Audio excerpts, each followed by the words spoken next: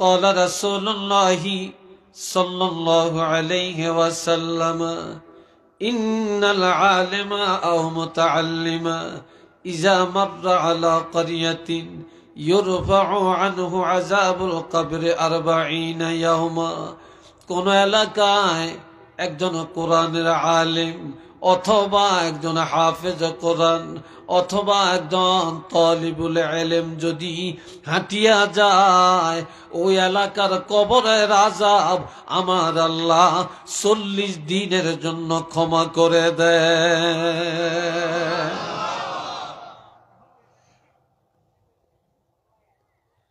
এটা ব্যক্তির কারণে না, এটা আল্লাহর কোরআনের নূর ভিতরে থাকার কারণে। আল্লাহ পাক এত মর্যাদা দিয়েছেন, একটু চিল্লিয়ে বলুন সুবহানাল্লাহ।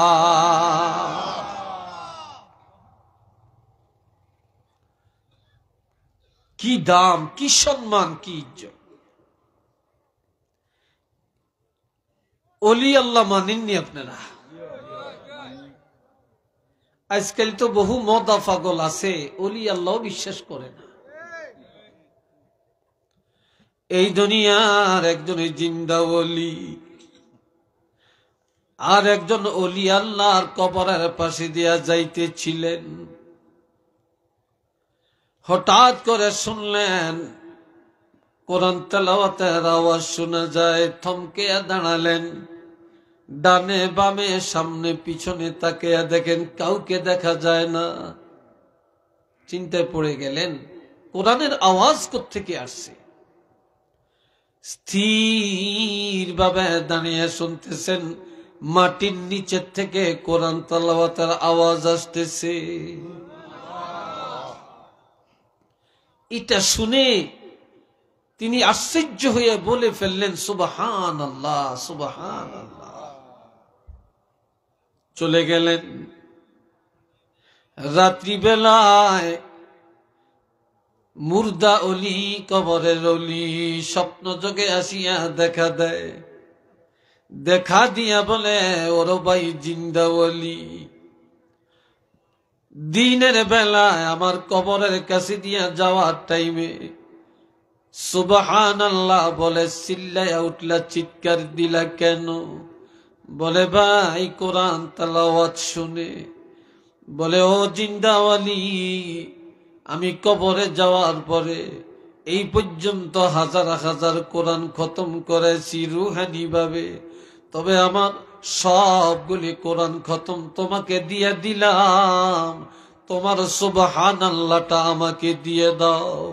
বলে কেন? কয় দুনিয়ায় থাকা কালে একবার সুবহানাল্লাহ বললে যেই সওয়াব পাওয়া যাবে, কবরে যাওয়ার পর লক্ষ লক্ষ বার কোরআন খতম করলে এই একবার সুবহানাল্লাহর সওয়াব পাওয়া যাবে না। এটা চিল্লিয়ে বলেন না মারহাবা।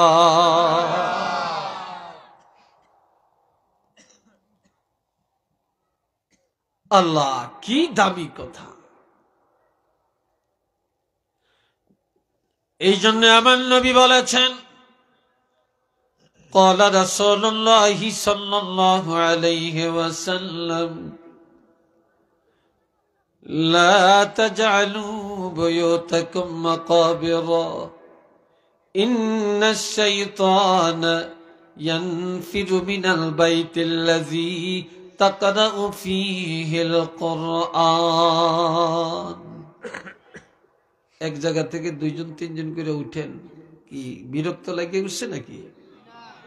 হ্যাঁ, কষ্ট পাইতেছেন আপনারা? এটা কেন?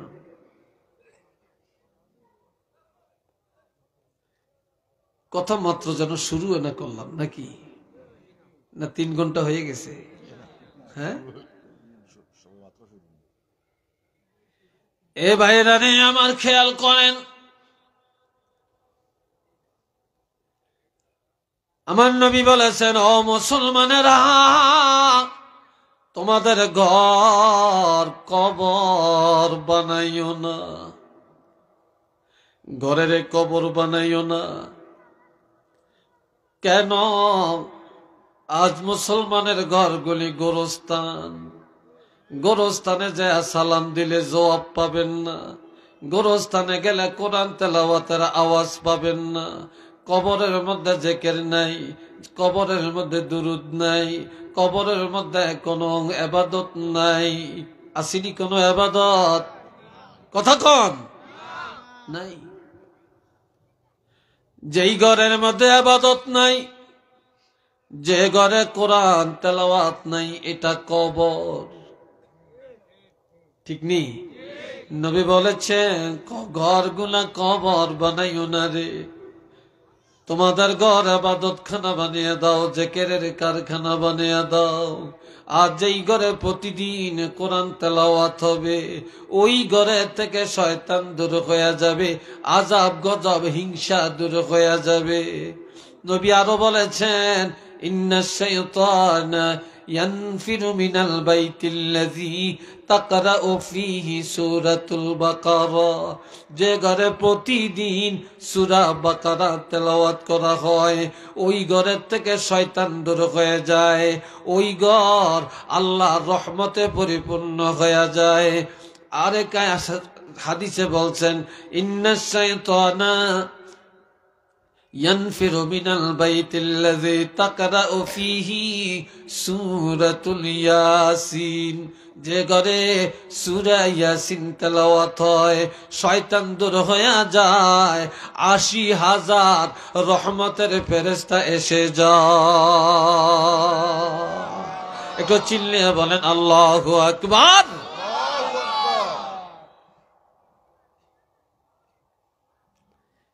কত দাবি, কত সুন্দর কথা রাসূল বলছেন। এ ভাইরানে আমার, তবে আজ মুসলমানের ঘর কবরের হার মানাইছে। ঠিক নেই?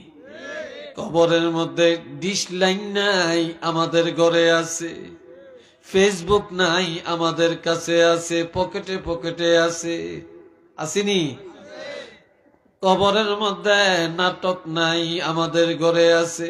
টেলিভিশন নাই, আমাদের ঘরে আছে। আসেনিও?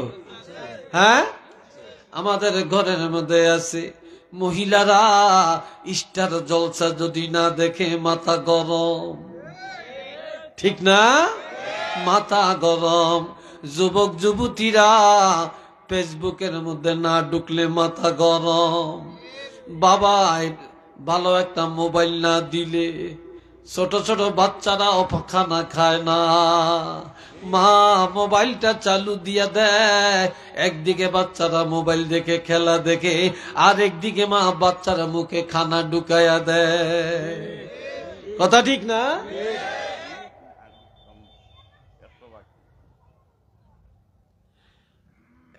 আল্লাহ বাবাজি নানে আমার, একটা মহিলা ইমাম গাজ্জালি আল্লাহর ওলি, তিনি মরুভূমির জমিনে দিয়া হাঁটেন। হাঁটতে হাঁটতে হাঁটতে হাঁটতে আসরের নামাজের সময় হয়ে গেল। ওযু করবেন, নামাজ আদায় করবেন, পানি নাই। কি নাই? কথা কয় না। কিরে জয়নারা কি ঘুম যাস নাকি? এই জয়নারা কই গেছ তোরা? জোরে বলেন কি নাই? মাশাআল্লাহ, এই না দেখা যায় জোয়ান আছে। বুড়া কয়জন? ১০-১২ জন হইব, নাহলে ২০ জন হইব। আর সব তো যুবক। যুবকরা লাগে যেন একটা আত্মরা হয়ে গেছে, লাগে যেন এই মনে হয় যেন এই জানুয়ারি মাসে ভাতই খায় না। কি কোন আপনারা? একটু জোরে সরে একটা আওয়াজ দেন, নারায়ে তাকবীর, নারায়ে রিসালাত, আল কোরআনের আলো, আল হাদিসের আলো, বালকি হাফিজিয়া মাদ্রাসা। সবাই বলেন মাশা আল্লাহ। রাগ করছেন?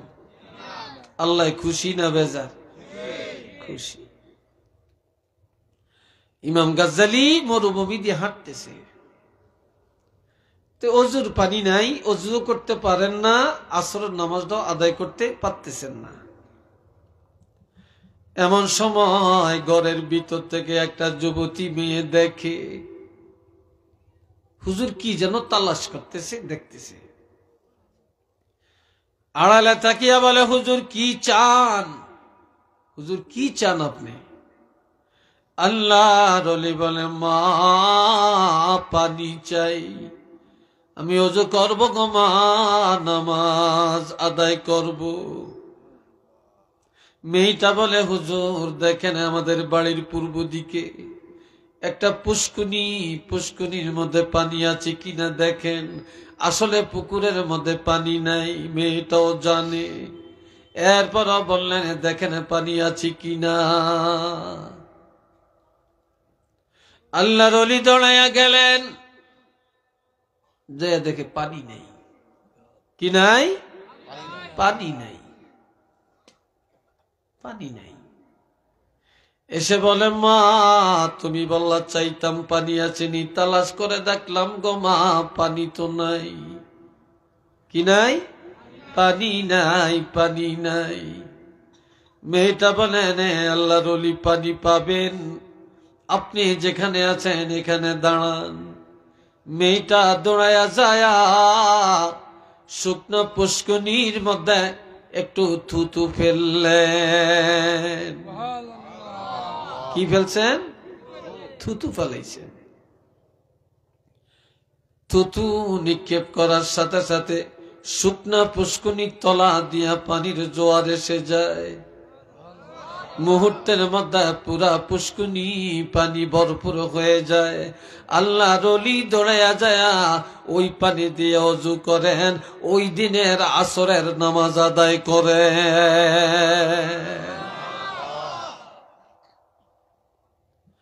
নামাজ আদায় করিয়া ঘরের পাশে আসিয়া ডাকে, মা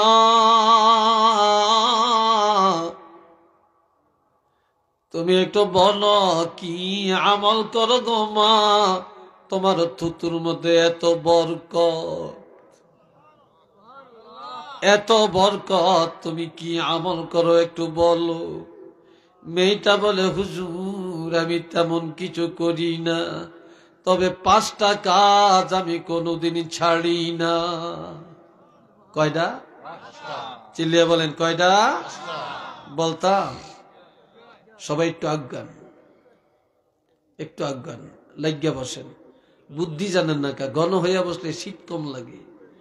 ঘন ঘন হইয়া বসেন, লাগিয়া বসেন, জুতা নিয়ে আগুয়ে যান, আজ্ঞান। আর একটু দরুদ পড়েন সাল্লাল্লাহ। এই সবাই আজ্ঞা পাবেন, একজনও বসে থাকতে পারবেন না। আসেন সবাই আজ্ঞান। সাল্লাল্লাহু আলাইহি ওয়াসাল্লাম, সাল্লাল্লাহু মুহাম্মদ, সাল্লাল্লাহু আলাইহি সাল্লাল্লাহু আলা মুহাম্মদ। এই যে খালি জায়গাটা পুরো করেন আফগান। আলাইহি ওয়াসাল্লাম, সাল্লাল্লাহু মুহাম্মদ।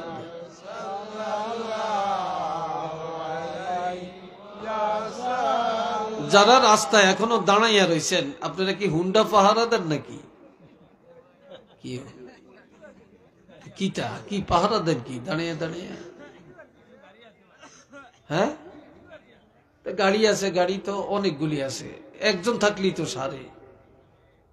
এত মানুষ রাস্তায় কেন? আল্লাহ শুনেন না, কষ্ট হয় আপনাদের? বিরক্ত লাগছে আপনাদের? কথা কিছু চলবনি না আমি সংক্ষেপ করিয়া দিতাম? হ্যাঁ চলবো। কতক্ষণ চলবো? সারা রাত যেন আমার 12টা বাজে। আপনাকে সারে আমার যেন 12টা বাজে নাকি? আল্লাহ কইরে তুই এরম লড়স, আরাম আমার এরম মারসকা, তুই এত লড়সকা। কি তুই এত লড়সকা? আমার অবস্থা এই হয়েছে। আল্লাহ এ বাবা জিরারে আমার মেয়েটা বলে, হুজুর 5টা কাজ আমি ছাড়ি না। কয়টা? 5টা কাজ কি? কয় যেদিন আমার বিবাহ হয়, স্বামীর সাথে স্বামীর গাড়িতে করে যখন স্বামীর ঘরে ঢুকি, সেদিন থেকে কোনদিন আমি ঘরের বাহিরে যাই না। সুবহানাল্লাহ বাজিয়া কইেন।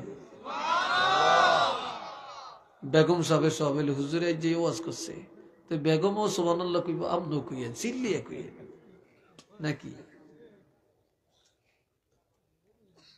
বলছিলাম এখানে একটা পর্দা টানিয়ে দেওয়ার জন্য, এই ডেকোরেশন কারা, ডেকোরেটর কারা? এদের কাছে নাই?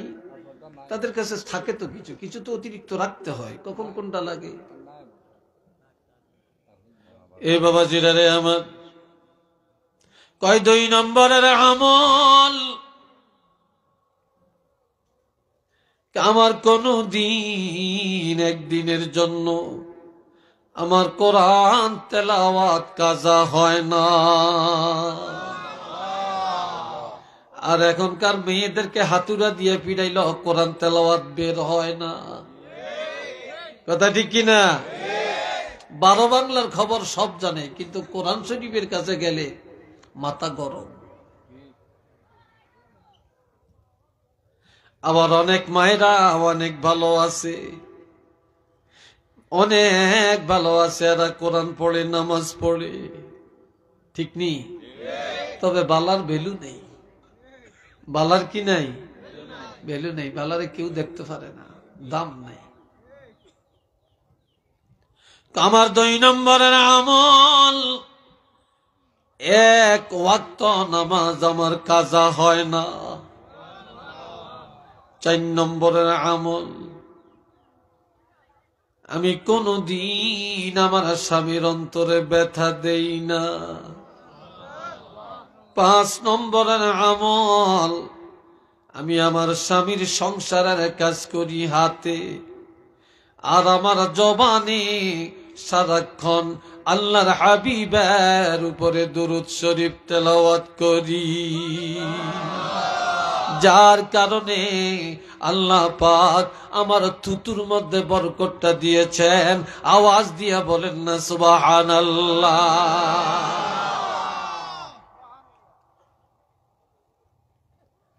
আল্লাহ, কোথায় আছি আমরা? বাবাজিরা, এটা কেমন কোরআন আমরা পাইছি রে। ওয়া নুনাজ্জিলু মিনাল কুরআনি মা হুয়া শিফাউন ওয়া রাহমাতুল লিল মুমিনিন। এত আস্তে কইছেন আল্লাহু আকবার। এ বাবাজি নানে আমার, এই কোরআন শুধু তাকে ফেলে রাখার জন্য আল্লাহ দেন না, শুধু পানি পড়া খাবার জন্য আল্লাহ দেন না, শুধু তাবিজ বানিয়ে গলায় দেওয়ার জন্য কোরআন দেয় না। আমার আল্লাহ বলেন, কোরআন দিয়েছি আমি ঔষধ, কোরআন দিয়েছি মুমিনের জন্য রহমত। কোরআনের উপরে কোনো রহমত নাই, কোরআনের উপরে কোনো মেডিসিন নাই। এটা দেহের রোগের ঔষধ, অন্তর সাফ করার ঔষধ, পরিবার সংস্কার করার ঔষধ, বিবাহ সুন্দর হওয়ার ঔষধ, সন্তান ভালো হওয়ার ঔষধ, এটা বিচার কার্য সুন্দর হওয়ার ঔষধ, চাচা বাতিজার বেজাল দূর করার ঔষধ, এটা ইউনিয়ন পরিষদ পবিত্র করার ঔষধ, সংসদ ভবন পবিত্র করার ঔষধ, রাজনীতির ময়দানে পবিত্র করার ঔষধ, এটা দেশ পরিচালনার ঔষধ, এটা মরণ রোগের ঔষধ, কবরের নাজাত পাওয়ার ঔষধ। এই কোরআন জান্নাতে নিয়ে যাওয়ার ঔষধ। একটু চিল্লিয়ে বলেন না সুবহানাল্লাহ।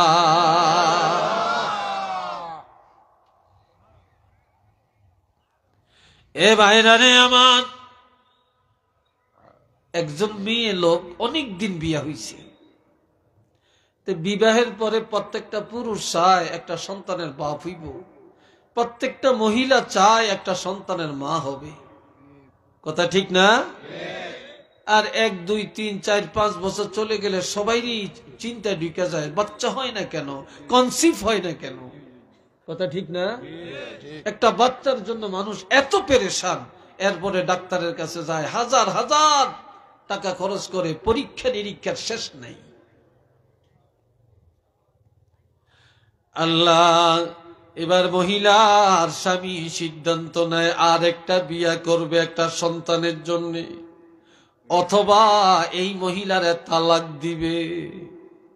মহিলারা সবচেয়ে বেশি কষ্ট পায় তালাকের কথা শুনলে, সবচেয়ে বেশি মনে কষ্ট পায় যদি শুনে স্বামী আর একটা বিয়া করবে, কথা ঠিক না? কারণ সব মেনে নিতে চায়, তবে স্বামীর ভাগ কাউকে দিতে রাজি না, এটা ঠিক কিনা? আরেকটা বউ ঘরে আসুক, এটা কেউ চায় না। বাবাজিরা রে আমার, মহিলা আস্তে আস্তে টুক টুক টুক টুক করে নবীজির দরবারে গেলেন, যে বলে, ইয়া রাসূলুল্লাহ, আমি বড় বদনসিব, দীর্ঘদিন হয় আমার বিয়ে হলো, আমার গর্ভের মধ্যে কোনো সন্তান টিকে না, তবে আমার স্বামী সিদ্ধান্ত নেন আর একটা বিয়া করবে সন্তানের জন্য, অথবা আমাকে তালাক দিবে। আমার উপায় কি? আপনি তো রহমাতুল লিল আলামিন, আপনি আল্লাহর হাবিব, আপনি তো যা আবদার করবেন আল্লাহ পুরা করবে। তবে হাবিব, ইয়া নবী আল্লাহ, ও আল্লাহর হাবিব, আপনার কাছে আসলাম, যদি কোনো মেডিসিন থাকে আমাকে দেন। নবীজি বলে, তুমি কোরআন পড়তে জানোনি? বলে জানি। সহিভাবে জানোনি? বলে জানি। যাও, আর কোনো ঔষধ লাগবে না, তুমি প্রতিদিন রাত্রিবেলায় ঘুমের ঘরে যাওয়ার আগে খাওয়া দাওয়া সারিয়া নামাজ আদায় করিয়া এরপরে ওযু করিয়া আল্লাহর কোরআনের সূরা মারিয়াম একবার তেলাওয়াত করবা। সূরা মারিয়াম তেলাওয়াত করে তুমি তোমার গর্ভের মধ্যে ফু দিয়া স্বামীর বিছানায় শুইয়া যাইবা। এই সূরা মারিয়ামের বরকতে আল্লাহ পাক তোমার গর্ভের মধ্যে সুসন্তান পাঠায়া দিবে। একটু জোরে কন্না আল্লাহু আকবার। মহিলা আমল করতেছে। কি করতেছে? নবী আমল দিয়া দিচ্ছেন, আমল করতেছে। গর্ভে বাচ্চা আসলে পুরুষরা বলতে পারে না, কিন্তু মহিলারা বুঝতে পারে, ঠিক না? তখন সে বুঝতে পারছে তার গর্ভে সন্তান আসছে। নবীজির কাছে যায় দোয়া চাইলেন, ইয়া রাসূলুল্লাহ, আমার গর্ভের সন্তান আল্লাহ যেন হেফাজত করে। সন্তান ভূমিষ্ঠ হয়ে গেল। এই সন্তানের কোলে করিয়া রাসূলে পাকের দরবারে আসেন। নবী গো, এই যে আমার কলিজার টুকরা সন্তান, আপনার কাছে দোয়া চাই, আমার এই সন্তানের কামাই খাওয়ার আশা নাই, দোয়া করে আল্লাহ পাক যেন কিয়ামত পর্যন্ত আমার এই সন্তানের দ্বারা আল্লাহর কোরআনের খেদমত আল্লাহ কবুল করে নেন। নবীজি দোয়া করলেন, যাও, তোমার সন্তানের দ্বারা আল্লাহ কোরআনের খেদমত কবুল করবে। এই মহিলার এই সন্তান এমন সন্তান রে ভাই, যে এই সন্তানের নসল থেকে হাজার হাজার নয় লক্ষ লক্ষ উলামায়ে কেরাম, মুহাদ্দিসিনে কেরাম আল্লাহ পাঠালেন। এমনকি হযরত শাহজালাল আল্লাহর ওলি এই সিলেটের জমিনে 360 উনি আল্লাহর বাদশাহ হইয়া শুইয়া রইলেন। তিনিও ওই মহিলার ওই সন্তানের বংশ থেকে আল্লাহ তাকে বাংলাদেশে ওলি আল্লাহ করে পাঠাইয়া দিলেন।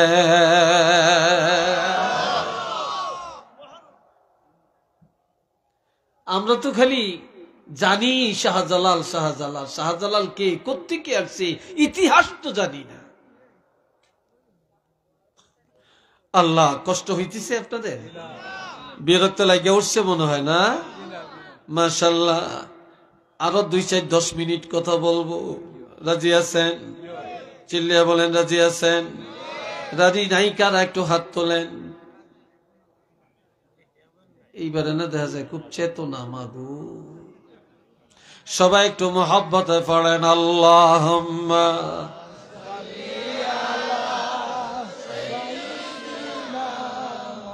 মাওলানা মুহাম্মদ ওয়া আলা আলি সাইয়্যিদিনা। আরো জোরে আল্লাহুম্মা সাল্লি আলা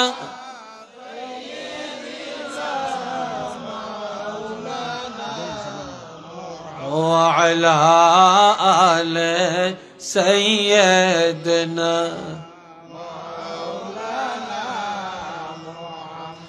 এ জগতে নবীজির জন্য যাদের মায়া লাগে না, রোজ হাসরে তারা সবাই নবীজির শাফাআত পাবে না। আল্লাহ সাল্লি আলা মাওলানা মুহাম্মদ ওয়া আলা আলি সাইয়্যিদিনা।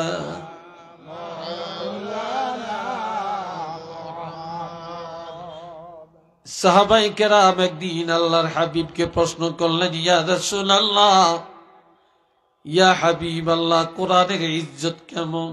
এই কোরআন ছিল কোন জায়গায়? এই কোরআন আসছে কোত্থেকে? কয়টা কথা বুঝেন না? কয়টা? 1 নম্বরে কোরআনের ইজ্জত কেমন ছিল, কোন জায়গায় আসছে কোত্থেকে? আমার আল্লাহ জানায়া দেন, ইন্নাহু লাকুরআনুন কারীম। নিশ্চিত এটা সম্মানী কিতাব। আসমানি কিতাবের মধ্যে এই কিতাবের উপরে আর কোন কিতাবের মর্যাদা নাই। একটু মারহাবা বলতেন না? কি ওই কিতাবের উপরে কারো মর্যাদা আছে? চিল্লিয়া বলেন আছে? নাই।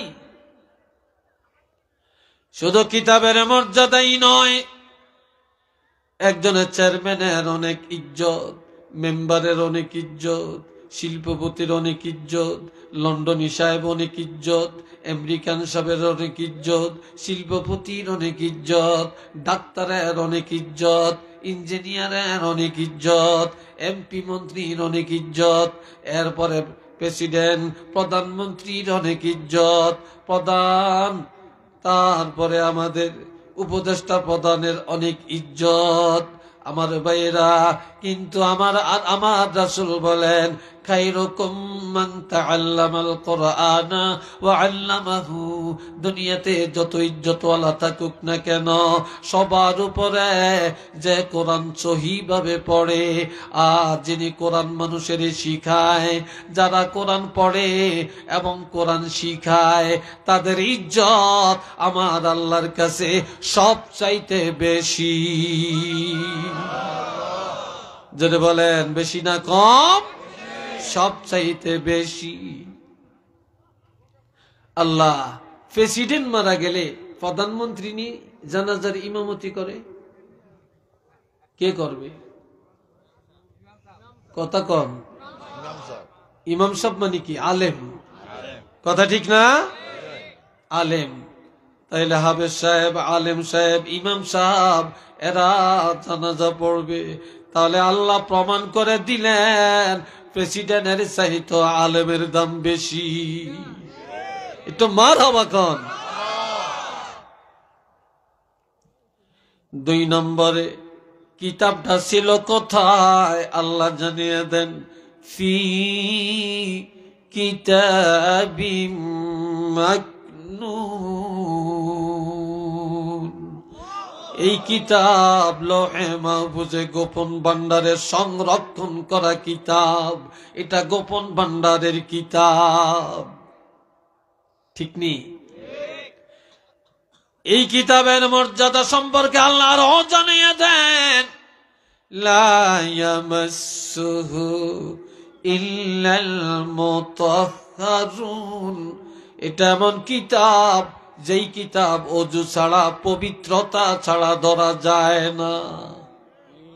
এই কিতাব পবিত্রতা ছাড়া ধরা যায় না। এটা আসছে কোত্থেকে? আল্লাহ জানিয়ে দেন, তানজিলুম মির রাব্বিল আলামিন। এটা এমন কিতাব, এটা কোনো পানি দিয়া ভেসে আসে না, বাতাসের সাথে আসে না, গাছের থেকে নামে না, পাহাড়ের থেকে আসে না, মাটির থেকে উঠে না। এই কিতাব বিশ্ব জগতের প্রতিপালক আল্লাহ রাব্বুল আলামিনের পক্ষ থেকে আসছে। আল্লাহ বান্দার কাছে কিতাব পাঠাইছেন। একটু চিল্লিয়ে বলেন না সুবহানাল্লাহ।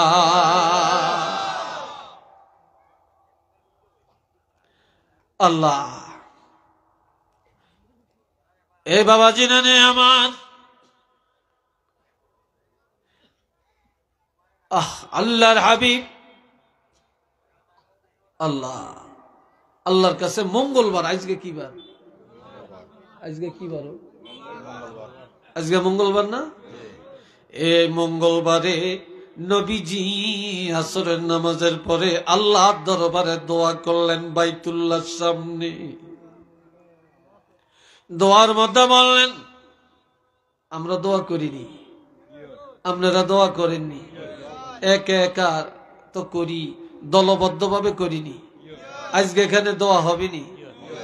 বাংলাদেশে এই এজমালি দোয়া অনেকে ফতুয়া দিয়ে উঠিয়ে দিতেছে। একটু নাউজুবিল্লাহ কর না রে ভাই। মসজিদে নামাজ পড়িয়াও অনেকের খুব বিশেষ জরুরি ব্যাপার, এটা আলাদা। কিন্তু অনেক সময় দেখা যায় ইমামও দোয়া করে না, মুসল্লিরাও দোয়া করে না। আজান দেয়, আজানের পরে সোজা করিয়া ছায়া থাকে, দোয়া পড়ে কিনা আল্লাহ জানে, হাত তো তোলেই না, ঠিক না? হাত তো তোলেই না। মনে হয় এই হাতটা দিছে আল্লাহ এমনি বইটা রাখার জন্য। আল্লাহর কাছে আমরা চাইয়াম, হাত পাইতাম, এতে সমস্যাটা কি বলেন? এটা নিয়ে ফতুয়া চলছে। মিলাদের বিরুদ্ধে ফতুয়া, কিয়ামের বিরুদ্ধে ফতুয়া, ইয়া নবীর বিরুদ্ধে ফতুয়া। হায় হায় হায়, নবীর যে কত ভাবে ব্যঙ্গ করা শিখছে, আর শেষ নাই। এই বাবা জেরারে আমার, গত কয়েকদিন আগে আপনাদের সিলেটে এমসি কলেজের সামনে কি জানি একটা বড় জলসা হইছে। হাজার হাজার মানুষ প্যান্ডেল করতো, নাকি কোটি টাকা খরচ। আর হেতে নাকি বড় বড় শিক্ষিত, কোন ক্লাসের শিক্ষিত জানি না, কোন কিতাব পড়িয়া শিক্ষিত হইছে। আমার নবীরে বলে গরুর রাখাল কাউবয়। একটু জোরে সোরে কন্যা নাউজুবিল্লাহ। ও ভাই, সবকিছু মানিয়ে নিল, নবীর বেয়াদব আমরা মানিয়ে নিতে পারি না। কথা ঠিক কিনা বলেন?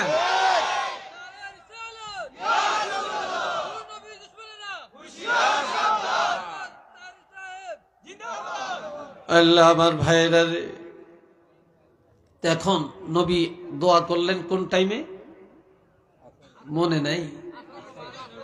আসরের টাইমে বাইতুল্লাহর সামনে দাঁড়িয়ে দোয়া করছেন কি, যে আল্লাহ আবু জাহেল আর ওমর ইসলামের বিরুদ্ধে, এরা বড় পরাশক্তি।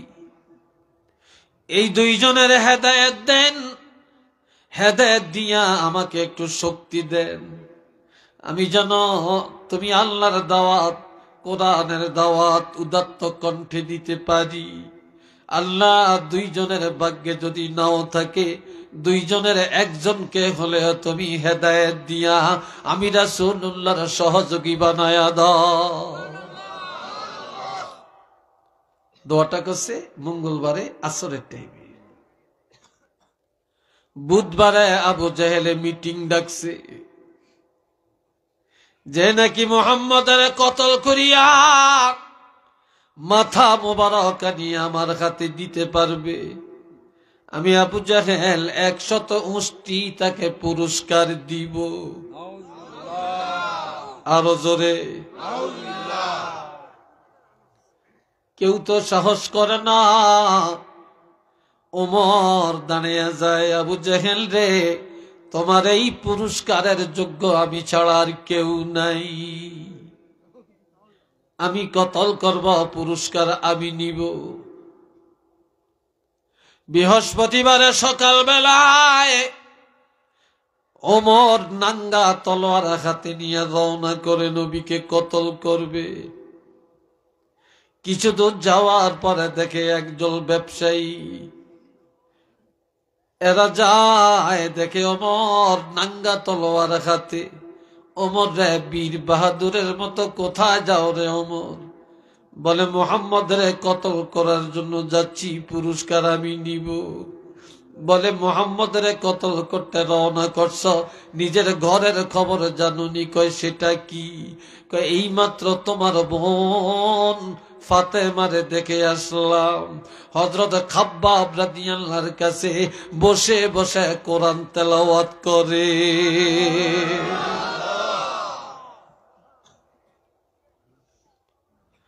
তোমার ঘরের খবরই তো তোমার নাই।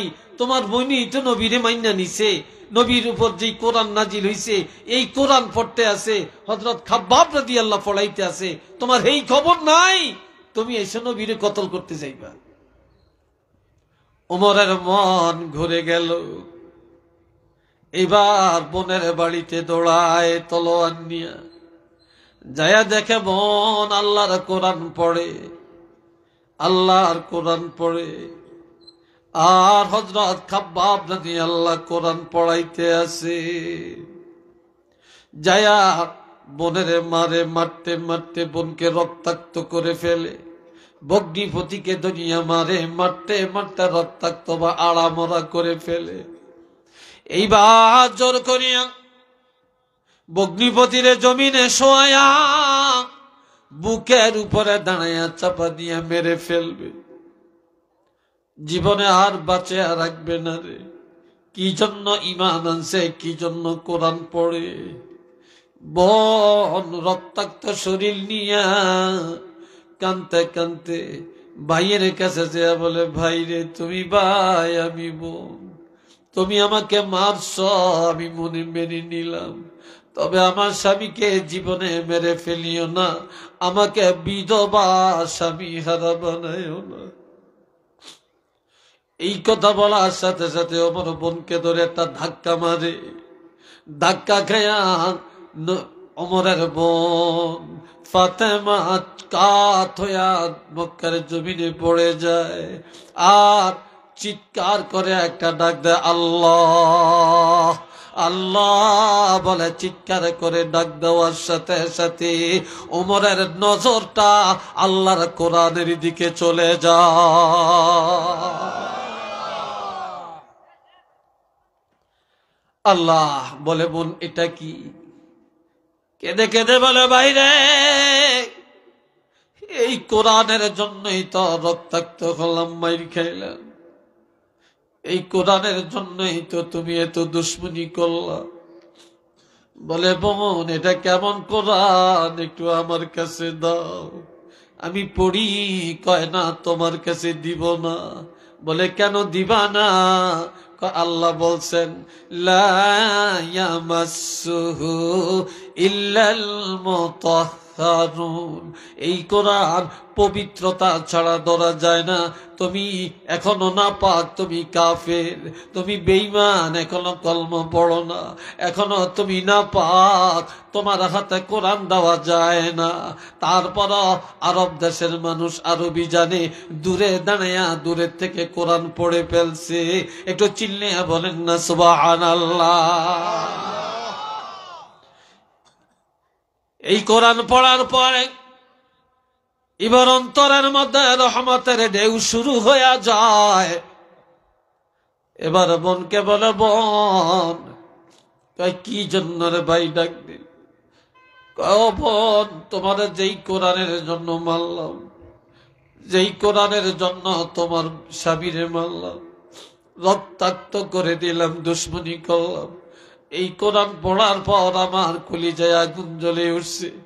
ও বোন, আমাকে ওই নবীর কাছে একটু নিয়ে যাও। কয় কি জন্য নবীরে কতল করবা? কয় না না না, যেই নবীকে কতল করার জন্য রওনা করেছিলাম, ওই নবীকে আমি ইমানের নজরে, মোহাব্বতের নজরে যদি একটা বার না দেখি, আমার কলিজায় আগুন ঠান্ডা হবে না।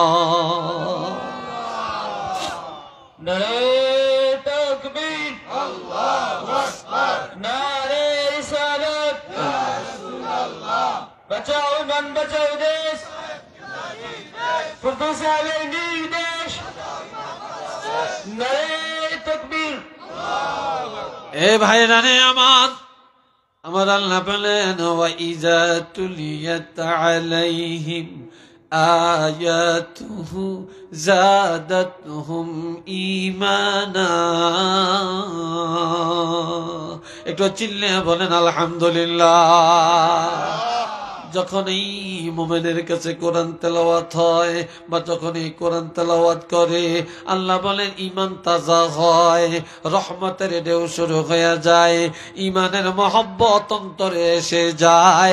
একটু চিল্লে বলেন না সুবহানাল্লাহ। আল্লাহ আমার ভাইরা রে, এটা কেমন কোরআন? আর একটা কথা বলি, আজকে শেষ করতে চাই। কষ্ট হয়, কি বলেন? কষ্ট হয়? আসলে সত্যি কষ্ট হয় না? মাসে কি হইতে না, লাঠি ছোটা গুছিয়ে যায়, কই যায়? লাঠি শেষ, আরেকটা আছে। আমি তো ডরাইছিলাম কি লাঠি গুছিয়ে কিনলে আমি আবার ফিটা ফুটা